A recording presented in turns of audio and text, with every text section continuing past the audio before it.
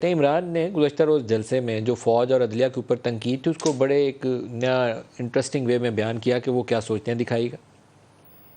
अपनी अदलिया और अपनी फौज, कभी भी मैंने इनकी तनकीद की तो मेरी कोशिश होती है कि तामीरी तनकीद की जाए। जिस तरह बाप अपने बेटे के लिए करता है, उसको तनकीद करता है ताकि वो बेहतर इंसान बने। इसलिए हम चाहते हैं कि अगर इदारा बेहतर हो, हम कभी अपने मुल्क के इदारों को कमज़ोर करने कभी भी हमने कोशिश नहीं की, ना करेंगे। सलमान नकम राजा साहब हमारे साथ शामिल हो रहे हैं। सलमान राजा साहब, बाप वाली तनकीद है, कंटेम्प्ट है, क्रिमिनल कंटेम्प्ट है, और साथ फ़ौज के ऊपर भी देखें तो मुहिब वतन जर्नैल चाहिए। ये वो अल्फाज हैं जिसके ऊपर रद्द मलार है।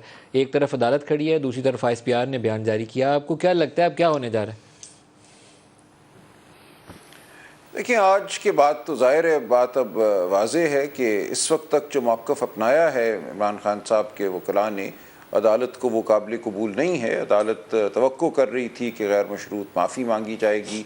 अदालत अपना जहन बयान कर चुकी है कि अदालत की नज़र में जो कुछ कहा गया ज़ेबा चौधरी साहिबा एडिशनल सेशन जज के हवाले से, वो बादी नज़र में तौहीन अदालत के ज़ुमरे में आता है, क्रिमिनल कंटेम्प्ट के ज़ुमरे में आता है। और क्रिमिनल कंटेम्प्ट बहुत ही संगीन नौयत की तौहीन अदालत समझी जाती है। इसमें आप पे ये इल्ज़ाम होता है कि आपने किसी जज, और इस यहाँ जज का ही मामला है, को हरासा करने की कोशिश की है, खौफज़दा करने की कोशिश की है, ताकि वो अपने जो उमूर हैं सर अंजाम ठीक तौर से ना दे सके।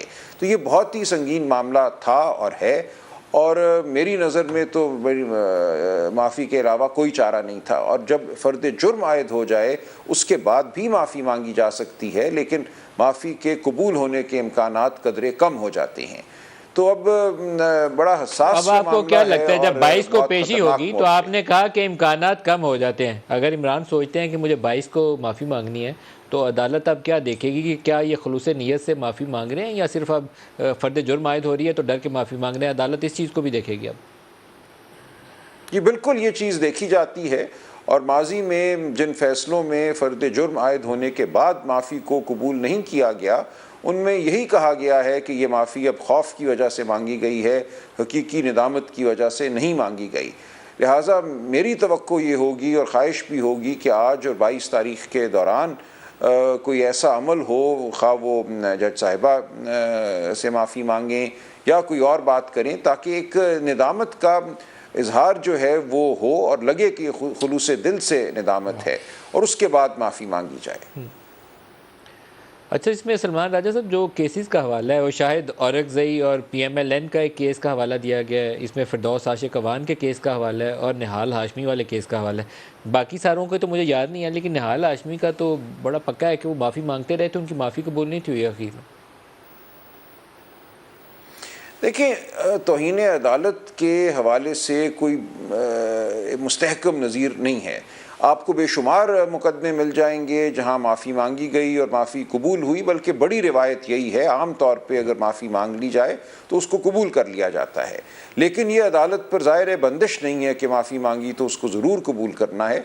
तो मुकदमे आपको वो भी मिल जाते हैं जैसा आपने ज़िक्र किया, जहाँ माफ़ी मांगी गई और माफ़ी को कबूल नहीं किया गया। अदालत देखती है कि माफ़ी किस तनाजुर में मांगी गई, कहा क्या गया था, जुर्म बादी नज़र में कितना बड़ा है, और माफ़ी मांगने वाले की निदामत जो है वो कितनी पुरखुलूस है। ये तमाम बातें देखी जाती हैं। लिहाजा ये कहना कि माफ़ी ज़रूर कबूल होगी या माफ़ी हरगिज़ कबूल नहीं होगी मुमकिन नहीं है।